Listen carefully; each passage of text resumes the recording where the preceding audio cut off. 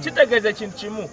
nti bannange muve mu byokwejubisa tituli bakabi oli bwakabi nga bwekubakopagalo wa mutwalo tekiraga bwakabi tulaga obwakabi ng'otulovolinga kubanga abamu batulaga obwakabi nti bagula obwenge nga balimu awo mwambi yasi naye bagula buno bwakaveera. So Isma tugamba officially gano ge majega Ritah ku ground. Yes, buli akola ekyakabi kugamba Ritah Kaggwa azze wano kuleeta mwami we ekintu eky'obuvunaanyizibwa mu kali. Abalala tebatulaga azze wano kusayininga endorsements abantu muli ku social media kuwemula azze sayininga ki endorsement abantu muli wano Ritah Kaggwa yasinga owa abantu emirimu ku snap Chati akufunira abantu nga beetaga help musajja soko olinde nemmeza togiyisaamu nkwawazo mpologoma nti agenda kukwata gundi kakati labayo genda laba Ritah Kaggwa banemwe abawalamu muyinge kirasi kati yagenze wa Diamond bw'otunulira Vice President w'abakambwe soko olinde kwate ate tusasula kikyoliko gwe kakati luliriza nja kugamba era olaba abawala bano aba living in the life of pretense living in the life of denial. One ekimuliko kukwata njala ne zibanga ebitiyo n'atwaga inayogera bwato obukooko obulinganga nankani ali awo bakunnyonnyodde tosobola kukwata toilet paper bakokyo kakati abaana abo muyige ekintu eki kimu omuntu omu waakola ebintu mwe mwasigala kwogera ekyokubiri waliwo bwe nalabye yajerega Ritah Kaggwa mbu yazze nsimanyi biti atanyirira nga nze nsigale e Uganda naye ng'obunaku kwatudde kati kankubula ekintu omuntu yenna katono nnyo anti babadde bangi omuntu yenna ng'alina omwami nga mutufu omutunuulira yalinga ye yawasa omwami bambi akyali wala ku Ritah Kaggwa. Ritah Kaggwa yaleese omwami we ekisooka n'akulaga nti wa myaka meka nga tatidde 5 naye gwe oli kavubuka kosinga emyaka 2 konna kali awo kalinga house boy anti tuli bakambwe nnyo tuli bakambwe ate twagala obawoninga yefe bananyini social media tojja kussa Vice President wansi okitegeera tuli tomumanyi kola woti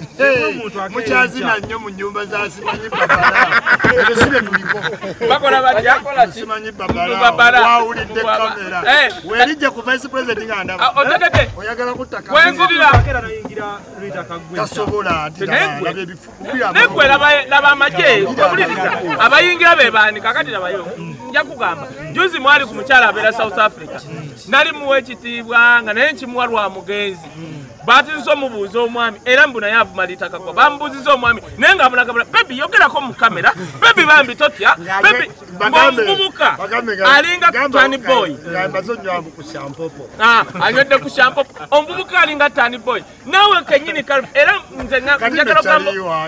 najja naye yannumya nnyo ate si balaga gwe omwana oyo mugambi bw'abanga akyusa ikubuulidde omuvubuka oli gwosinga mbu abeera nze South Africa mbeera Rudport bo bagamba babeera Sandton naye omuvubuka ng'alinga tani boy ne taata wa Wininwajo omuvuzi wa taxi amusinga okunyirira naye gwalaga tata wa Wininwajo omuzanyisa amunyuwa shampopo sente za taxi zonna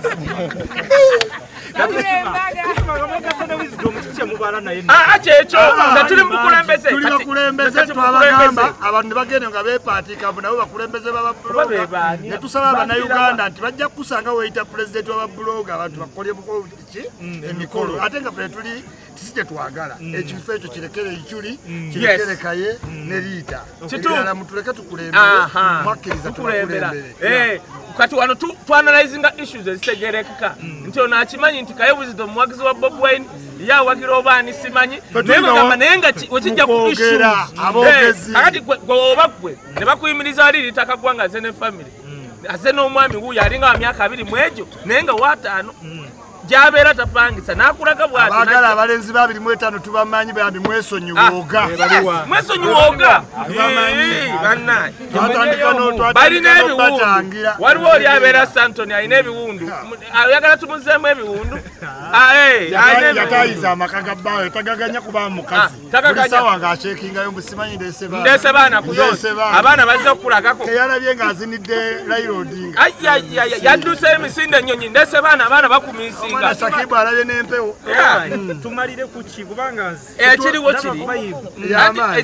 anti wuliriza ng'okyedduka Tanzania otutte baana simanya abaana bambi mwami abaana baagala kubuuzaako kyokka ng'olina emikutu basobola okubuuza ku taata we nga bali awo wesonyiwe Ritah Kaggwa ekyokubiri woba mulumba mulumbe ng'omanyi nti nono ono ayina ekifo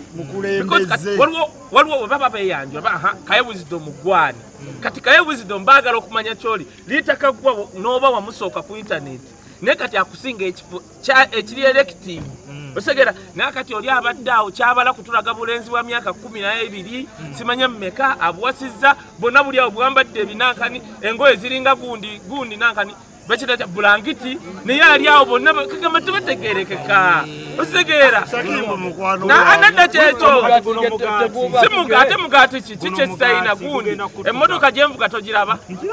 kyenvuga kati mugati ki simugati yawula Europe ku Dubai amawulira ekyatulese olwaleero tubeereddewo Ritah Kaggwa tukimanya abantu bangi nnyo olw'amaanyi ge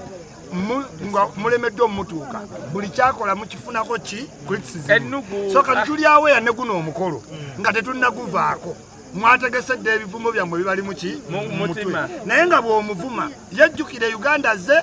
kuleeta mwami we ate kusayininga endorsement ekyo kiki kikulu yongerako ne kino abantu mwenna bali ku internet nga gwe omulimu gw'okyavuma okyanyumirwa ffe tuli mu digital marketing buli muntu alina ebitongole byakola ki kyova olabanga ne wootuyita luweero tuvugirawo abalala batusangayo yongerako kino nenakukatana nnyo wulira kino Ritah Kaggwa akoze omukolo mu maka either gage oba gaabwe njagala nkuchallenginga abo n'abavuma Ritah Kaggwa bakola emikolo baba kutubana baba kugadde ni city kati ekyoka mwemena b'amawulire omutwe guguno kola headline mwenna abeeyita abakazi abakabye Uganda lwaki we mukola emikolo mutuyita mu Garden City oba oli awo toyizi kuwunyira mu gavana omukolo guno gulimu emitwalo gya $6 nga 6 nze simanyi bya sente za Uganda ziba zisuuka zigwa sitemunkoye emitwalo gya $6 nga 6 obutaba bwokka tutuse ku bwa golodi obutaba bubuno tebuli ku bwa plastic bwa golodi oli mukubo ate no nsobola okwambaza nti wano tewaliwo nkunti babadde bafundirawo mmere yiyo bagirese mule bale emikolo naffe bebaleese UBD 561 tekisoboka ate n'agenda wa we yeesimba mu mulaalo guye gwe baasiba eno gavumenti yadda mu kulya watermelon yakukatta genda olabe ku peegi ye namugamba gano amagulu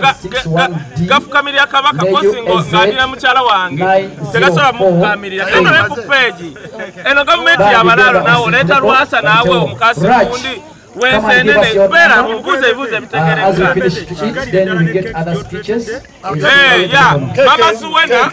ero kanjogere ku Mama Suwena Prepare yourself. Ndeko tosindika nnyo njagala musome bulungi nnyo omanyi mugamba nti twagala bebe na family presto tujijjeko